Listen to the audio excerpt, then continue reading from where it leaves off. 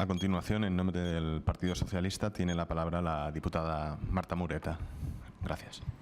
Hola, bona tarda. Gràcies, senyora Griley, per haver exposat el contingut d'aquest informe, que és força extens i dona per llegir-lo atentament perquè realment fa por. Jo crec que la paraula és por. Quan ens trobem amb algunes frases de l'informe que es diu es de dominio público, y lo poso bien claro, de dominio público, que el rendimiento óptimo de una mujer a la cocina se alcanza con la cara caliente y lágrimas en las mejillas, és realment una frase que fa por, que fa realment por. I per tant, primer de tot voldria donar les gràcies al Consell Audiovisual de Catalunya per haver portat aquests 10 blocs i aquests 5 vídeos a la Fiscalia perquè prenguin les mesures pertinents. Està clar que el que més preocupa, i segueixo amb la línia de l'anterior compareixença, ens preocupa al Partit dels Socialistes de Catalunya, sobretot el tema dels menors. Llegir això, ho poden llegir nens de 14 anys que no tenen cap mena de... no poden fer, realment no poden fer una valoració del que estan llegint perquè és impossible.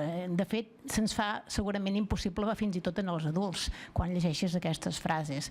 Per tant, és molt important que aquí fem no només pedagogia per als infants, als joves adolescents que puguin accedir en aquests blogs o en aquests continguts informatius de qualsevol mitjà, qualsevol tipus de mitjà, que aprenguem a donar la formació adequada per poder discernir entre el que és bo, per dir-ho d'alguna manera, o el que és inacceptable.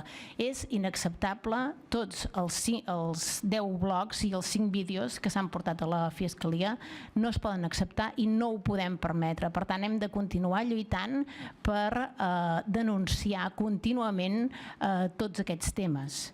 A mi m'agradaria posar algunes dades que vostè ja ha dit, que hagin visitat aquests blogs en concret 1.357.000 persones és molt greu. És molt greu perquè això significa que segurament no estem fent les coses prou bé encara i que ens falta molt de treball.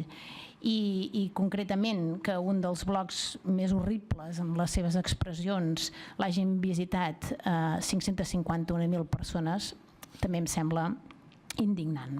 A mi m'agradaria fer-li una pregunta molt concreta. Quan es va presentar l'informe es va dir que es crearia un observatori d'igualtat de gènere.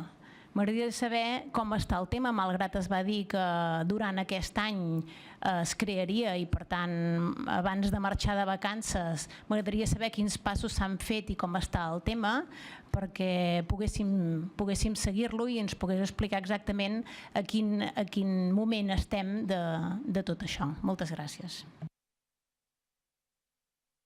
Moltes gràcies, diputada.